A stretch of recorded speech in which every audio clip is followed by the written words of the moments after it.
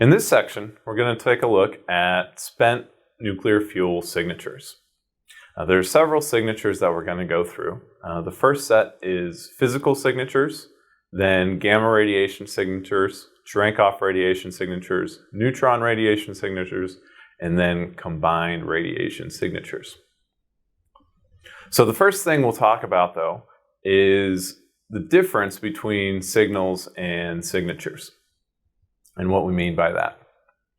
So first, in our hypothetical situation here, we'll have an event or phenomena that occurs. And that event emits several signals. Now, in reality, it might be one signal or it might be many signals. It just depends on what the event is. But here we have three signals, signal A, B, and C. Now, if we collect those signals and do some intelligent processing of the signals, then we can put them together and get a signature. And in this case, the signature developed from signals A, B, and C is a signature for the event shape. So we get one piece of information that we learn about the event from our signature.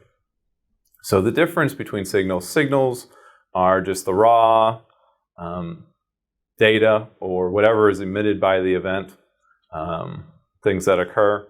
And then the signature is taking those signals and putting them together, whether it's one or several signals, and using the signal to learn information about the actual event.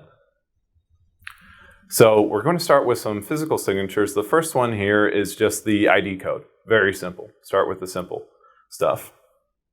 And here we have two pictures of BWR fuel assemblies, and you'll see on the top kind of handle type piece there in the assembly is an engraved identity code. And that's very simple. An inspector can come in, take a look at the identity code and say, ah, yes, this is the fuel assembly that was supposed to be here. So that ID code is a physical signature for spent fuel identity. The next physical signature we'll look at is corrosion and deformation of the spent fuel assembly.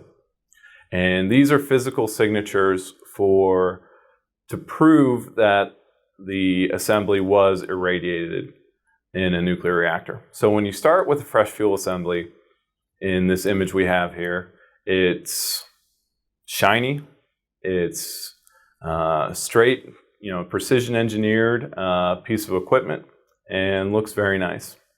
When you put it into a nuclear reactor, all sorts of bad things actually start happening to this fresh fuel assembly. Reactor environment with neutron irradiation, high pressure water or evaporating water producing, boiling in a BWR, produces some significant changes. The first image we'll see here is crud deposition on spent fuel. And crud is just kind of a colloquial term. There is some belief that it was actually an acronym for Chalk River Unidentified Deposits, but the acronym actually came after the use of the word crud, just to describe just this sort of gunky buildup that happened on spent fuel rods. And what that is it's corrosion, it's rust. Nickel and a few other things can start building up on the fuel rods that's leached out from steel from somewhere in the process, and just start building up and produce corrosion wear on the fuel assemblies. Here's another image. We have on the left spent fuel with crud, and then this spent fuel assembly was cleaned, and so you can see the spent fuel after cleaning and the difference between with crud and without crud. And so this crud deposition is a physical signature. Another product of the harsh environment and the high pressure and the neutron irradiation and the changes that are occurring in the fuel is that the fuel rods can bow. This is a result of several things. The fuel pellets that are inside fuel rods undergo several structural changes. They can expand, they can condense, and that'll shift around the insides of a fuel assembly. And then there's, in a PWR, immense pressure on the outside of the fuel assembly. The moderator, the water, is flowing through at very high speeds. The fuel assemblies are shaking around and vibrating around as a result of this high pressure and high speed flow. And so it can really bow and kind of warp the fuel rods and fuel assemblies. Here's another image of a fast reactor fuel assembly with the rods twisted from irradiation-induced swelling and creep are two of the terms used to describe the processes that occur in fuel rods and fuel assemblies. And so if you see a fuel rod that looks worn and rusty and kind of beat up and banged up, those are physical signatures of spent fuel irradiation. If it looks like your fresh fuel assembly, then it hasn't been irradiated. So next, we'll look at the radiation signatures, and we'll start with total gamma ray activity. If you just take a gross count of the gamma radiation that comes off of spent fuel, first, it's a signature for irradiation. You're not going to get gamma irradiation without the irradiation in the reactor to begin with. There's a ton of gamma ray activity that's coming off these fuel assemblies. They're very hot. A fresh fuel assembly may have a little gamma radiation from the uranium, just a little bit. Nothing of the sort that comes off from spent fuel assemblies.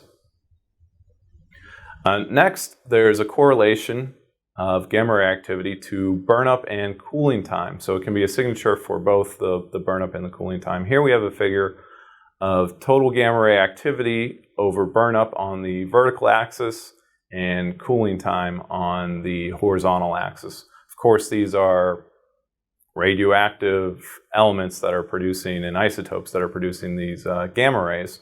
So you have to account for the cooling time, but there's also this relation to burnup, and so you can use the total gamma ray activity as a signature for burnup and adjusted for cooling time. And here the equation there shows the functional relationship. Activity A over burnup BU is equal to some function of cooling time.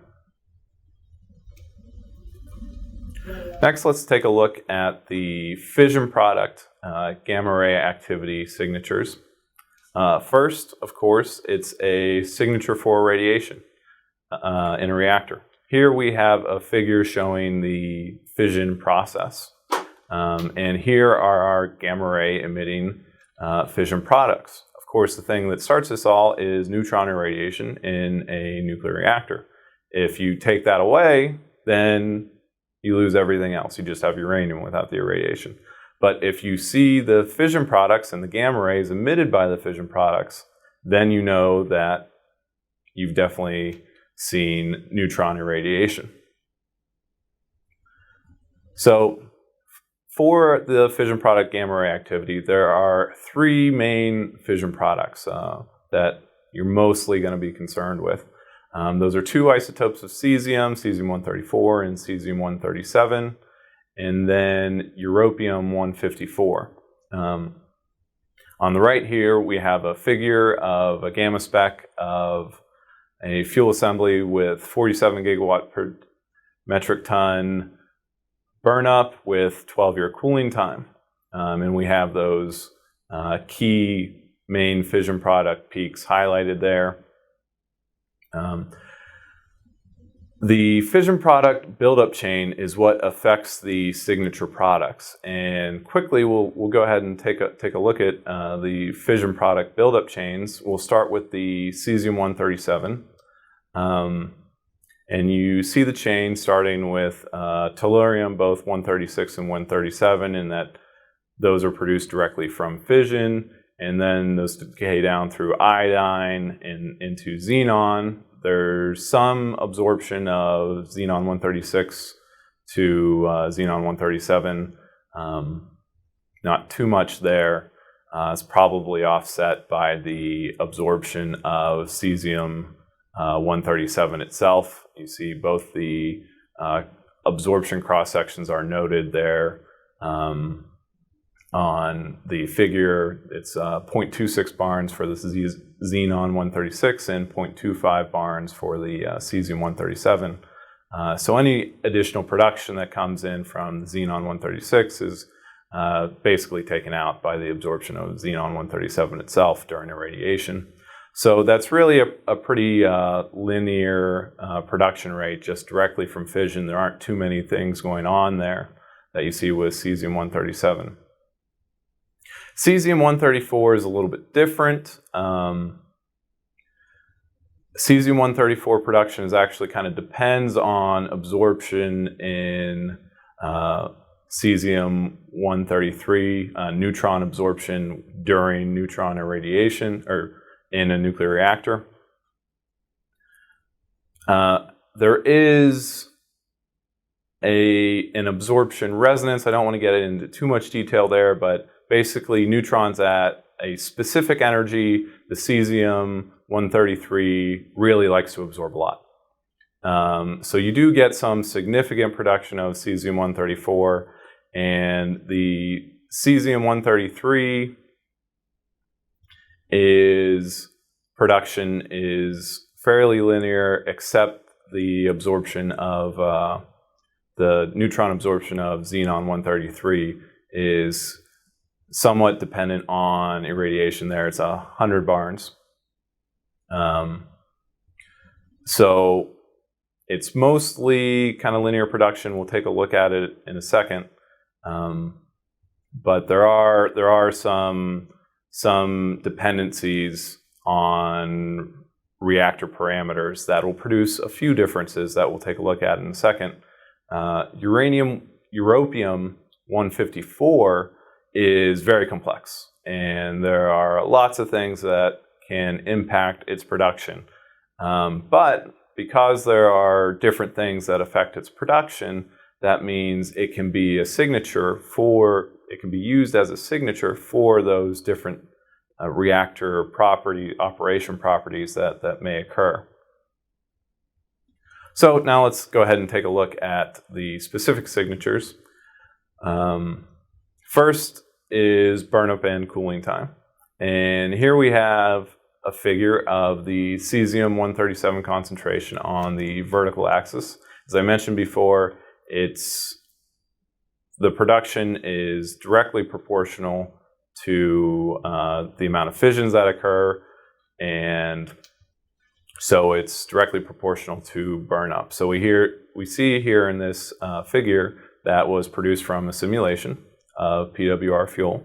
The cesium-137 concentration is directly correlated to burn-up. And so it's a completely linear relationship, but you do need to account for the cooling time. So if we slide to the right here on this adjoining figure, we have the decay of different concentrations of cesium-137 corresponding to different final burnups of 20 gigawatt days per metric ton, 25 gigawatt days per metric ton, 30 and 35 gigawatt days per metric ton. So the cesium-137 activity can be used as a signature for both burnup and cooling time. The next thing we'll look at is a fission product signature for fissioning isotopes. And here we're using the europium-154 fission product. As I mentioned before, it's sensitive to several different things, and one of those is the fissioning isotope. And so on this curve, in the figure, we have the amount of europium-154 in grams per ton of heavy metal, which is mostly uranium, against, on the horizontal axis, the burnup. And you see you have two different curves based on the fissioning isotope or the type of fuel, whether that's LEU, which fissions mainly from uranium-235, or MOX, which is a blend of plutonium-239 and U-235. MOX stands for mixed oxide.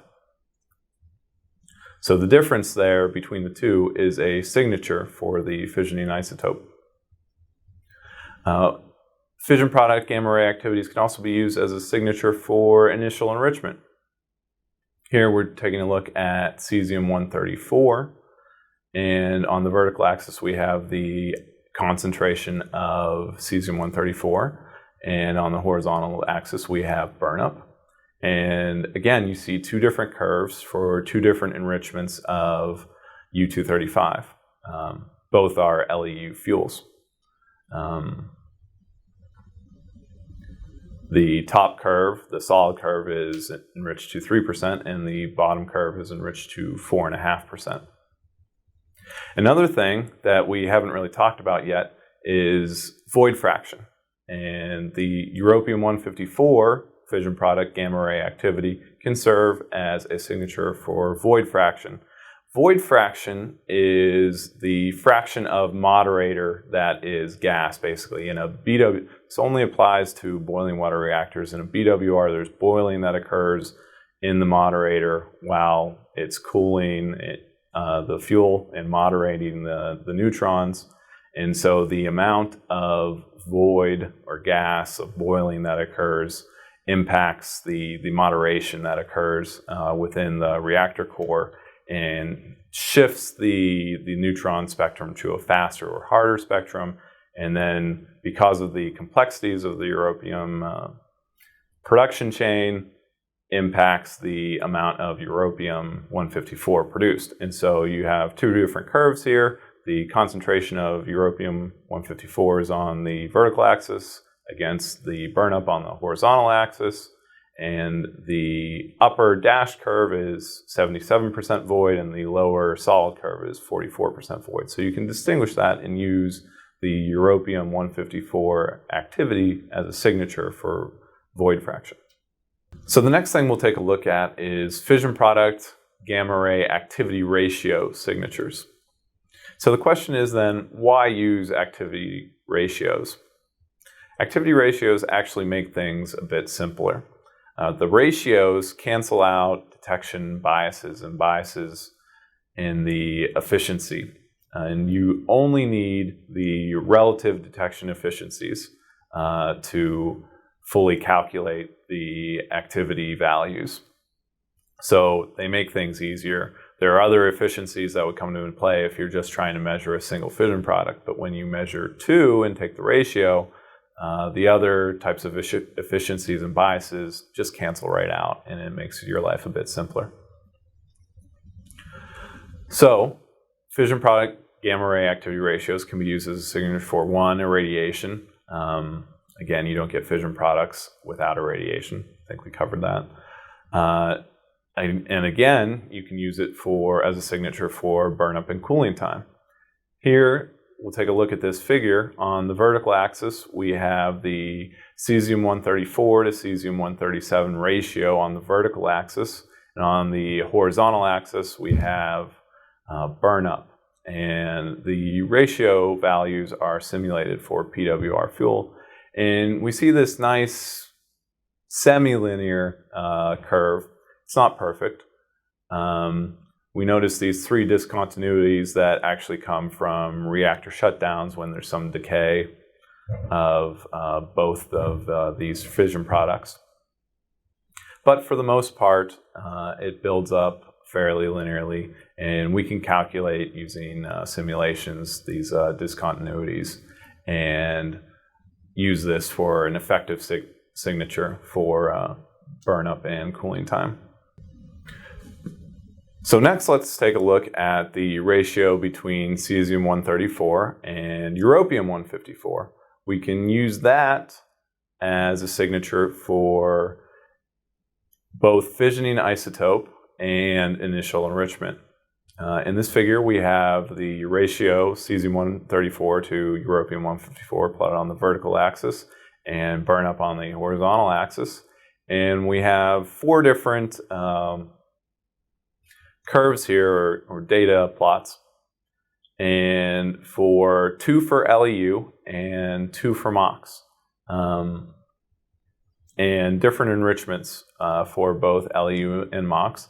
And you can see some separation at the higher burnups there between not just the fissioning isotope, LEU versus MOX, but also the initial enrichment of within those fuel types. Next, we'll take a look at the Cherenkov radiation and the signatures that we can get from Cherenkov radiation. First, we'll just say Cherenkov radiation presence. This signature is for simply irradiation.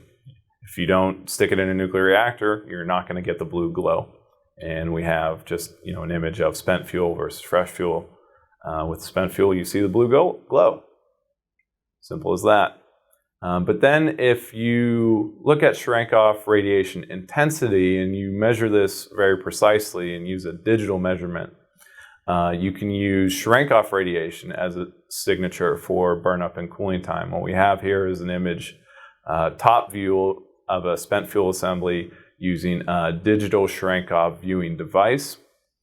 And what you see, actually, the blue holes that are occurring there are actually the water holes between the or the moderator between the fuel pins. The dark areas are actually where the fuel pins are because the Cherenkov radiation occurs in the water that's surrounding the fuel pins and not in the fuel pins themselves.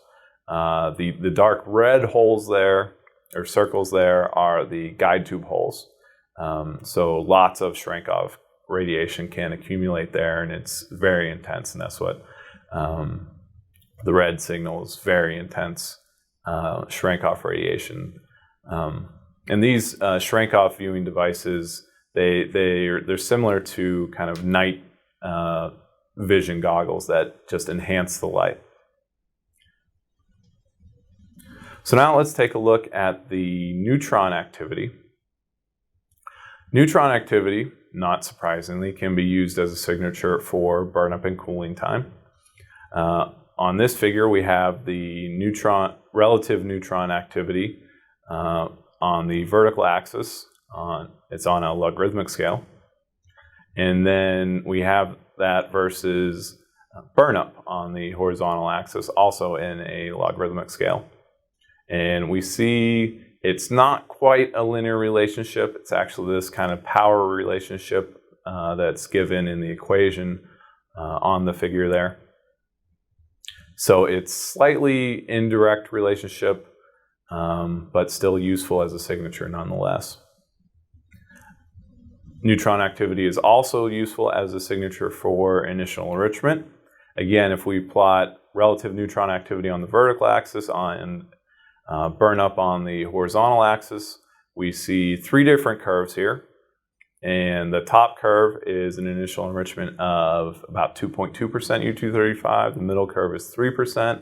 And the bottom curve there is 4% U-235.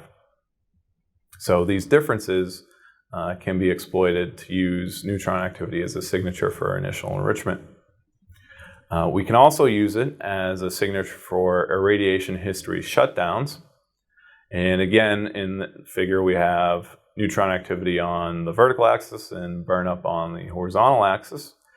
But we have 2 different sets of data here. The dark circles are for continuous irradiation, and the open circles or white circles are for non-continuous irradiation. And you can see the reactor shutdowns where the spikes and discontinuities occur, and then after the shutdown, the neutron activity actually bumps up. That's from, I believe, from decays of americium into curium that kind of spike that signal. And it's higher than the continuous irradiation neutron activity. And so you can use that as a signature for irradiation history shutdowns. Neutron activity can also be used as a signature for assembly integrity and partial defects. And what I mean by that are missing fuel rods from the assembly. If an entire assembly is missing, that is referred to as a gross defect. So a partial defect is just when individual rods from within the assembly are missing or replaced with dummy fuel rods. To use this signature, though, you must already know the burn-up, either from the facility operator's report or from another burn-up signature measurement. So in the figure we have curium-244 neutron counts plotted on the vertical axis, and of course that's the majority of the neutrons coming from the fuel assembly are from curium-244. And then along the horizontal axis, burn-up in megawatt days per kilogram is plotted. Megawatt days per kilogram is actually equal to gigawatt days per metric ton. So we have several sets of data points that were measured from fuel assemblies. There were two facilities that were where fuel assemblies were measured. The first one I'm not going to try to pronounce, starts with an O, and the second one is the acronym CLAB. And the first facility, the data points are circles. Then data points from assemblies measured at CLAB with incomplete fuel assemblies where there were partial defects are the diamonds, and then complete assemblies measured at CLAB are the triangles there. And so on the figure, you see the data points all kind of cluster along the correlated solid line there. And then there are dashed lines above and below. And the dashed lines represent the error corridor that the measured data points should fall within. So if there's a data point that winds up being below the error corridor, then it's not producing as many neutrons as should be expected based on the burn-up. And that would be a result of missing fuel rods from the assembly. So if we look at the figure, we actually see one data point right there at about 18 megawatt days per kilogram. And that actually had 35% of its fuel rods were missing. So that demonstrates that this signature can work if you trust the value of burn-up that you have for the assembly. One note on this is that there is a lower limit of partial defects in that for this signature, and that's about 20% of the fuel rods. If you get below 20% of the fuel rods missing, say you only have 10%, this neutron activity signature is probably not going to pick it up. So now let's take a look at one combined radiation signature, and that's the neutron counts to total gamma ratio. And here we have a figure where the neutron to total gamma ratio is plotted on the vertical axis, and that's on a logarithmic scale, and it's normalized to the first set of data points there at 15 gigawatt days per metric ton. And you see two sets of data for 15 gigawatt days per metric ton, 30 gigawatt days per metric ton, and 45 gigawatt days per metric ton burn-ups. And those two sets of data are, the blue is 30 days cooling time, and the orange is 3 years of cooling time. And what you see when you look at this, what you should see when you look at this figure, is that there's very little difference between the 30 days of cooling and the 3 years of cooling for each of the data points there.